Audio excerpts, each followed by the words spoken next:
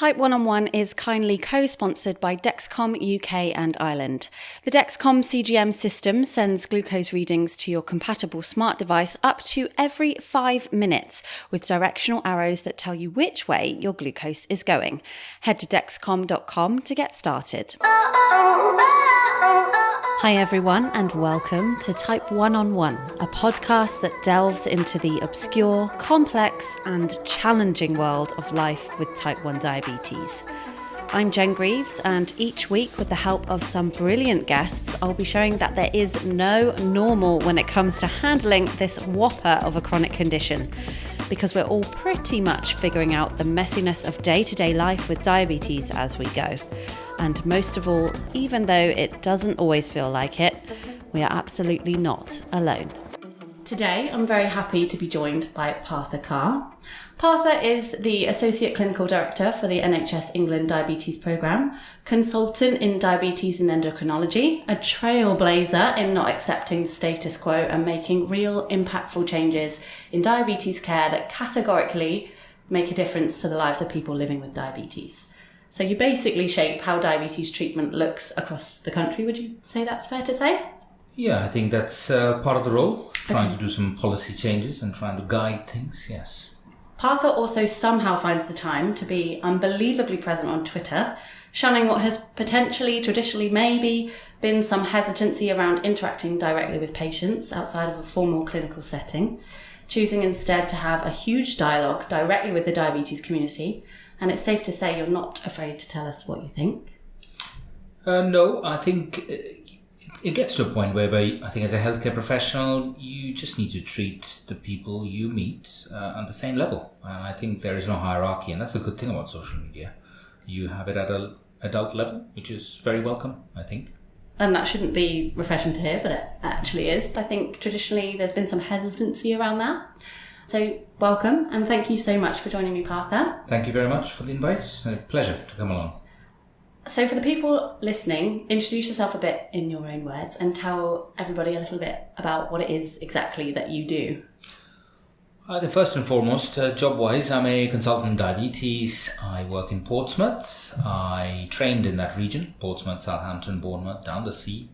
And then became a consultant. It's been 11 years now, so that's part of the job. I look after, or try to look after, people with type 1 diabetes where we are. And beyond that, over the course of time, I picked up some national roles, mostly in policy working. And probably it's fair to say, try as best as possible to make life a little bit better for people with type 1 diabetes, with all the challenges we have in the NHS. So that's probably a short, sharp summary of what I do and what we're trying to do, at least from a national perspective. Just a small role then? Fairly small, I suppose. It's just a job. That's the way I probably tend to see it. So I really wanted to get you on the podcast because I feel like sometimes it can feel like as a patient, the NHS is this impenetrable wall, potentially, or you know that you hope that things are happening, but it can be quite hard for that to come across. And if we sort of dive into the things that you have pushed through and you have made happen, they are certainly, absolutely impacting people's lives with type 1 diabetes. So there's your type 1 diabetes online resource for the newly diagnosed, the Talking About Diabetes event, which is incredibly popular. You've helped make flash glucose technology available on the NHS. You've secured CGM funding for pregnant type 1s from 2020. You've launched Language Matters and so much more. This is all quite recent stuff. So when we reel it off like that, we can see that changes really are happening. How do you go about beginning to take on the behemoth, I guess, that is the NHS when you're trying to start with these sorts of things?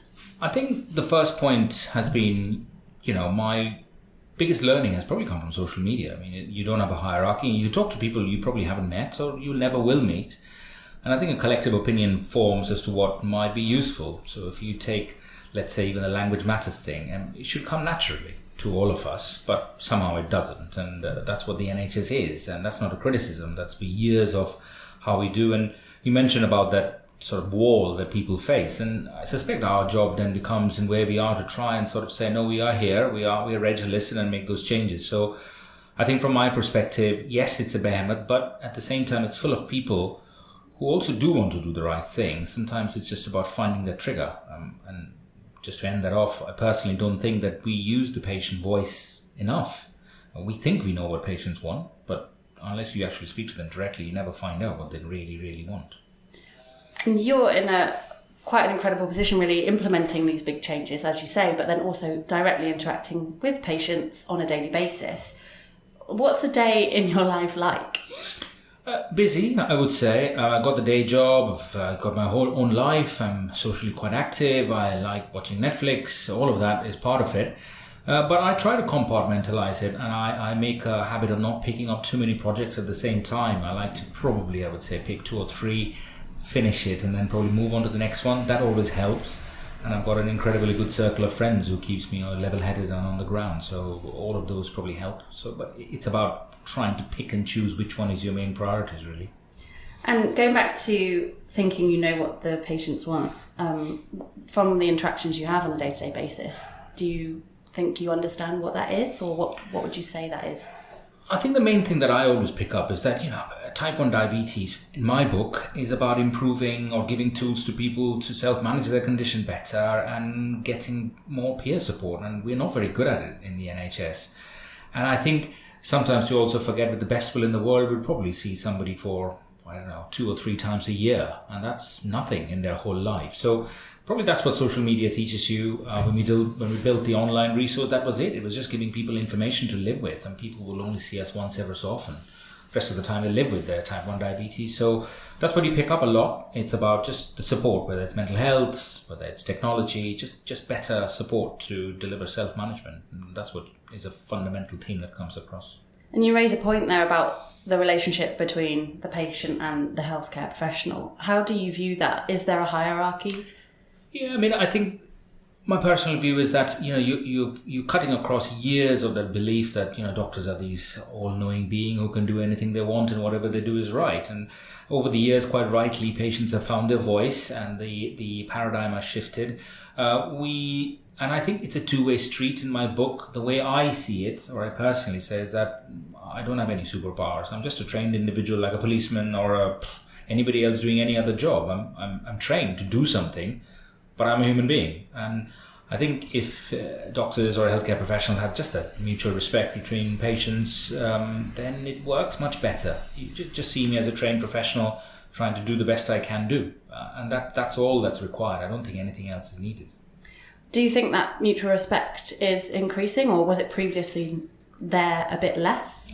Definitely much less. I think, as I said, society, due to whatever reason, has put doctors up at the top of the tree. And I think we need to make the differentiation between respect and just believing there is a hierarchy. Respect can be at a parallel level. It doesn't need to be on a sliding scale, so to speak, that one is higher than the other. So that's what society has done. And I think over the course of time, that's what needs to change. For example, you can't access a doctor because he decides not to contact you. It's probably the wrong approach. And I would rather say, and the way I work is that most of my patients, if not all my patients, have my email, but I haven't been disturbed by my patient just for the fun of it. So there is a mutual respect that works, and it works both ways. And how do you set those boundaries from being in clinic all day, doing these big projects and big pieces of work for the NHS England as a whole, and then being on Twitter? It's a lot of voices. How do you... It is. In general, I think people respect your space, because I think on Twitter, what I also do, I also make it abundantly clear I'm a human being. I have my dogs, and I have my comic books, and I have my mum and my dad and my family, and all sorts of things are there. And I think people see that and realize, for example, I put out very clearly that I'm off to watch this movie, and I think people understand that I'm just a human being just like them, So you wouldn't disturb anybody just for the sake of it, and I try at best as respond when I can, but I have not seen people get annoyed because I haven't responded straight away. So I think that's how you build that mutual respect. You just show you to be as normal as anybody else, I suppose. And that's an interesting point, actually, we talk about seeing patients as humans, but it works both ways, right? Absolutely. It's a two-way street, just doing a job, and I get paid for it. I'm trained by the taxpayer. I'm trying to do my job, and my job is to try and help somebody. And that's all. I don't have any superpowers. No doctors do. I don't know. Sometimes I maybe dispute. But is there a typical patient with type 1 diabetes? Is there such a thing?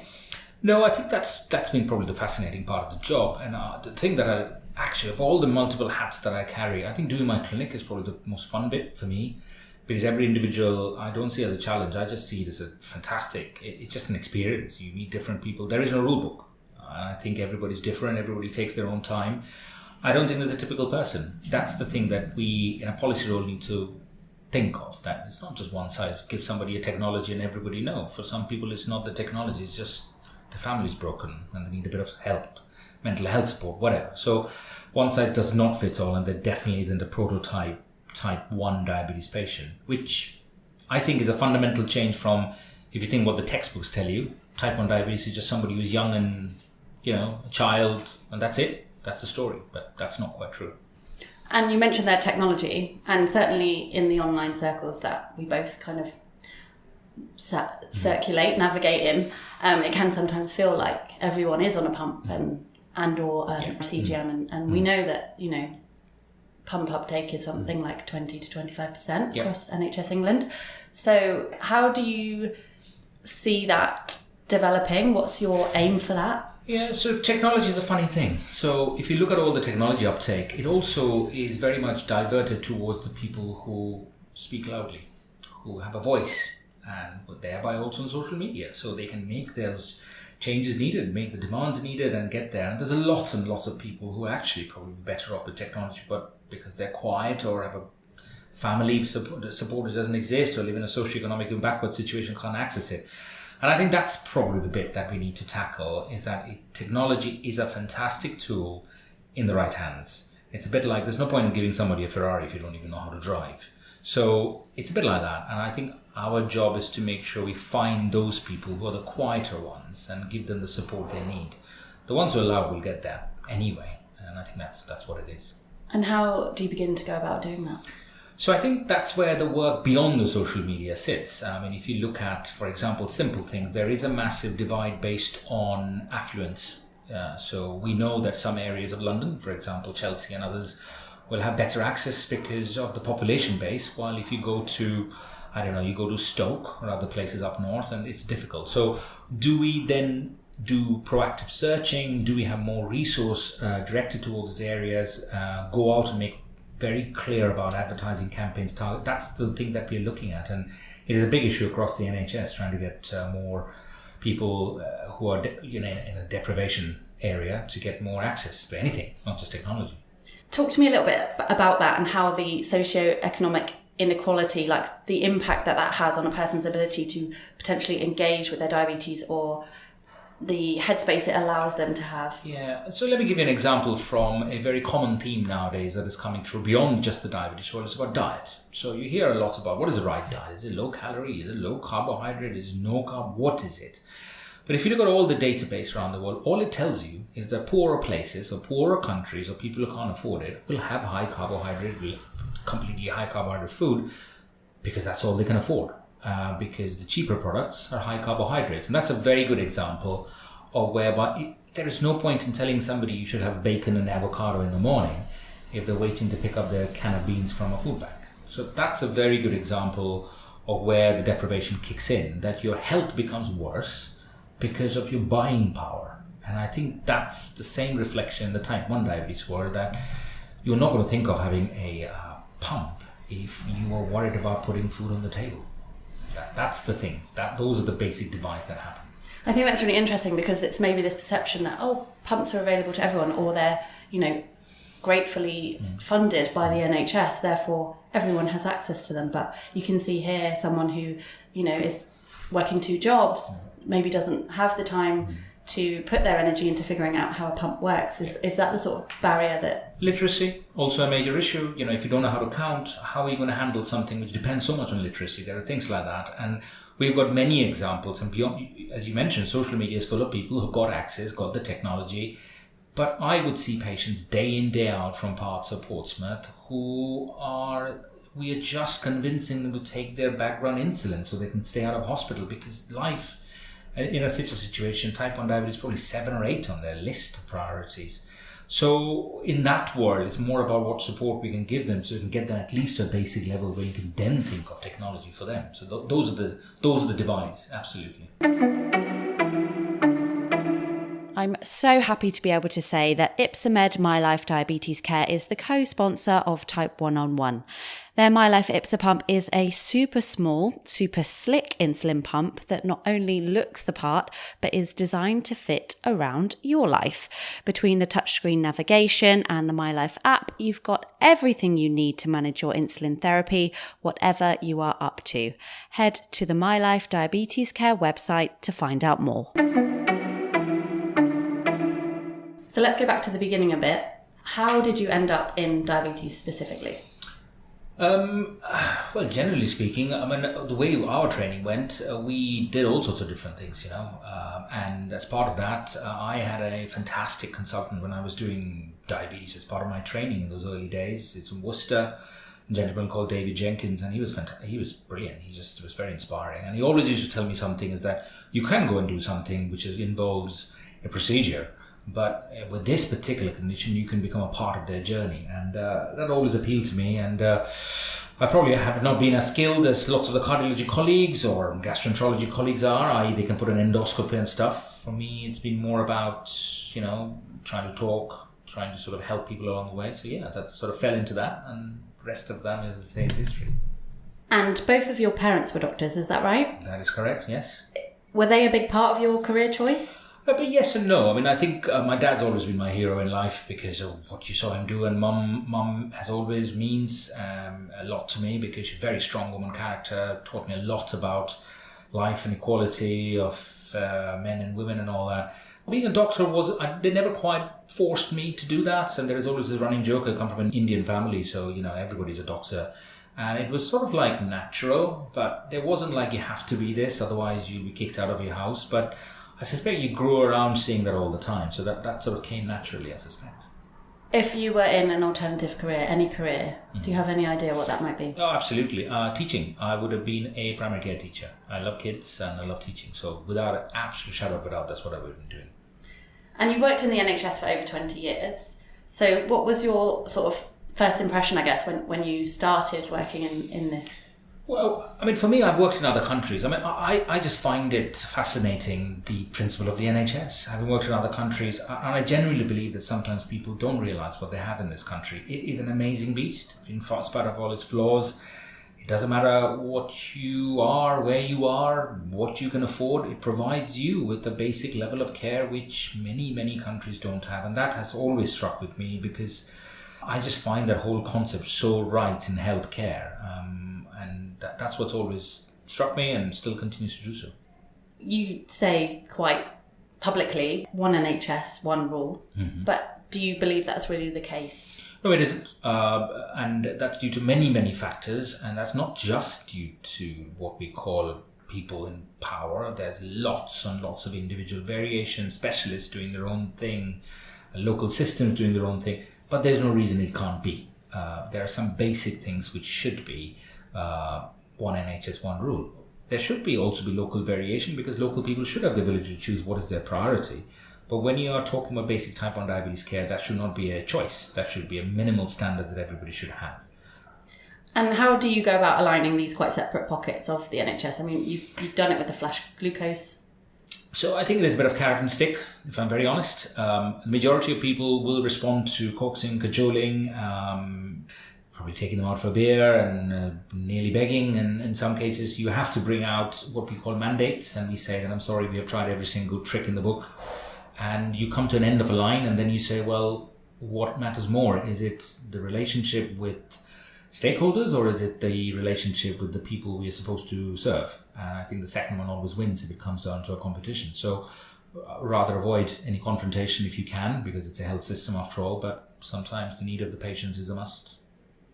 I don't know, there's certainly a perception out there, I don't want to speak for everyone, that the NHS is very slow moving and changes take a long time to happen, but you just seem to, I know it's not like this at all and you've got incredible people working with you, but you're making real changes. The list we reeled off at the top, that's such a small part of what you've done.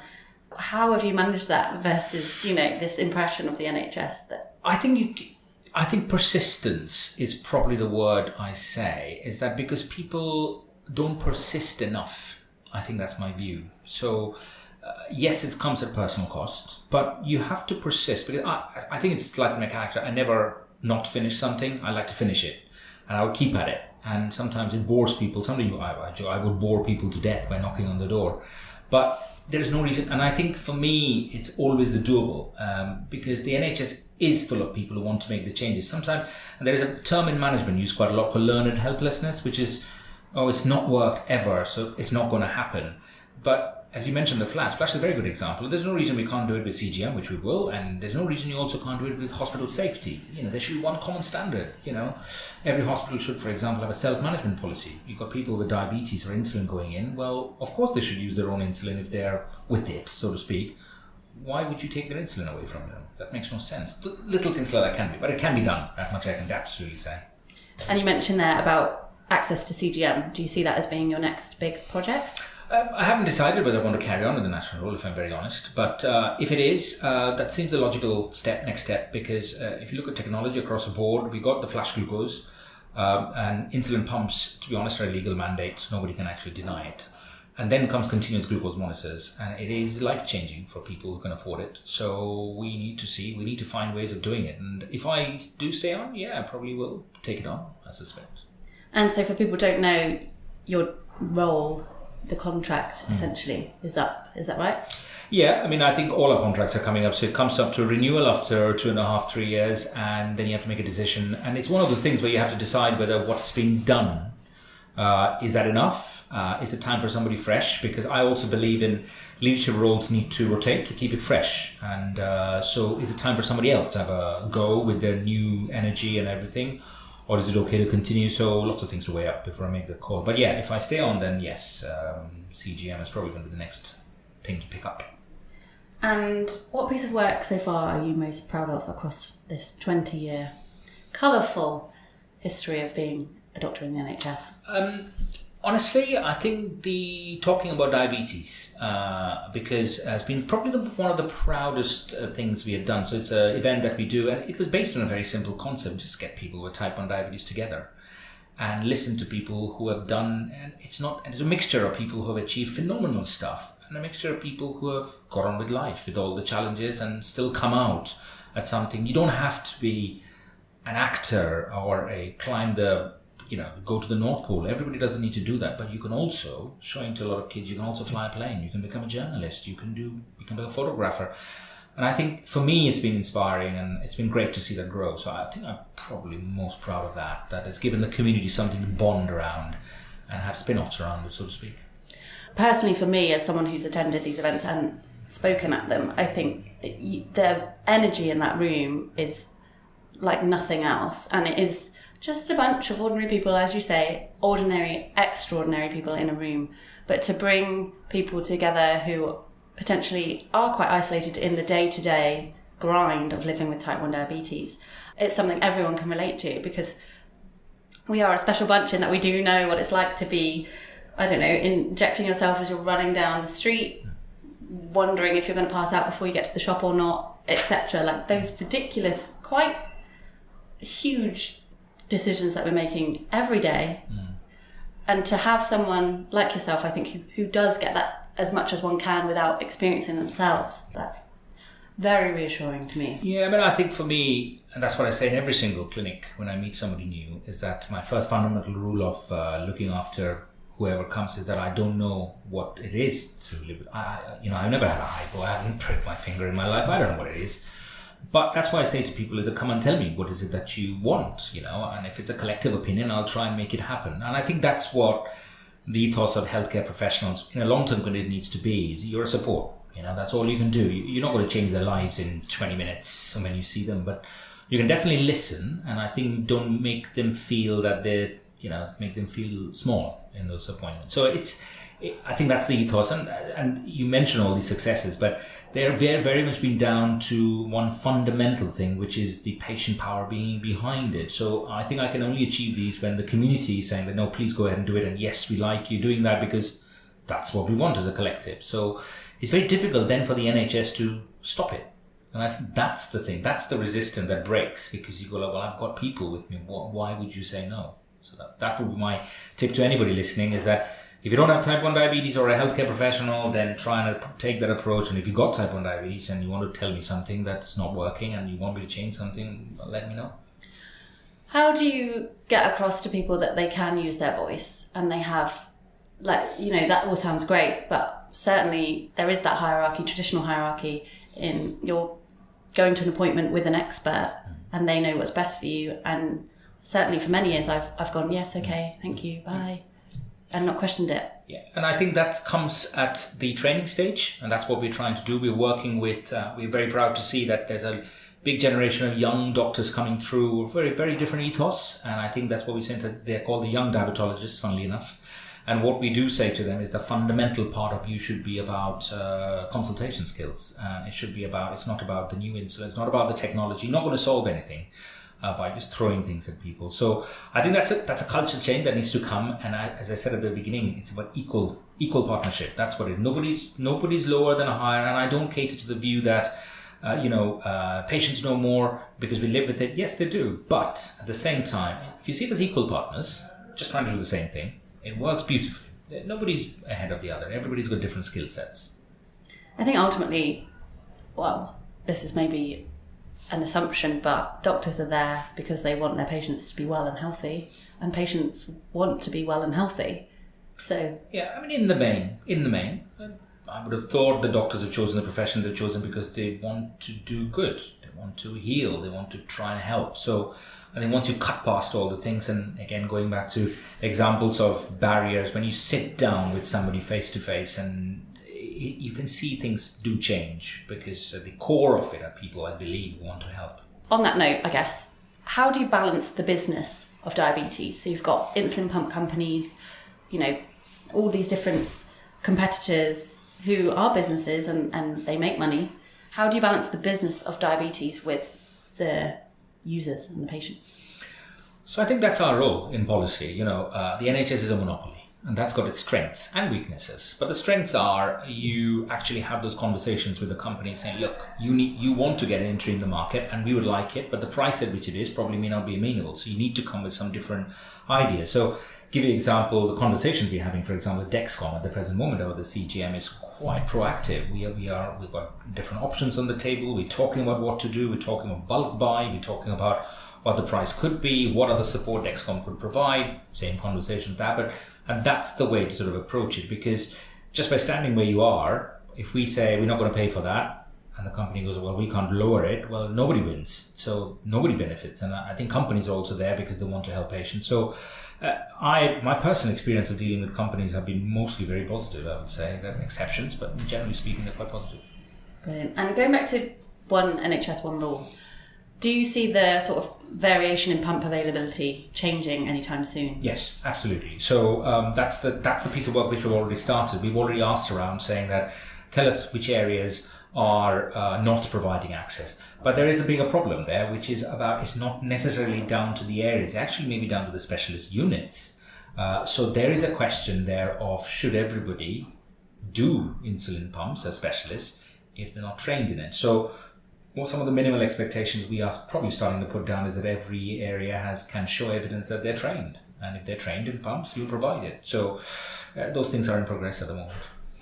Good. And do you see a future where every area offers the same amount of pumps across the board? Absolutely. So one of the things we're working in is what we call in NHS speak procurement, which basically is, and my vision is that you should have everything on the table, and patients should be able to choose what they want based on what they want to do, whether they want to fit it with the CGM, whether they want to loop it, whatever they want to do, but that option should be on the table, not just here is only one option, because that's not choice. If your child was diagnosed with type 1 tomorrow, how would you feel? What would you think? Well, I probably would feel much more prepared, I would say. I know so many people. I would straight away probably explain to them that it's not something to be afraid of. Yes, there'll be ups and downs in life. I'll probably put them in touch straight away with similar ilk of age and etc. I would know where to go for them to go and see. So yeah, I wouldn't be afraid of it. As I said, I definitely would be more prepared than I would be if I didn't know the type 1 diabetes community for sure.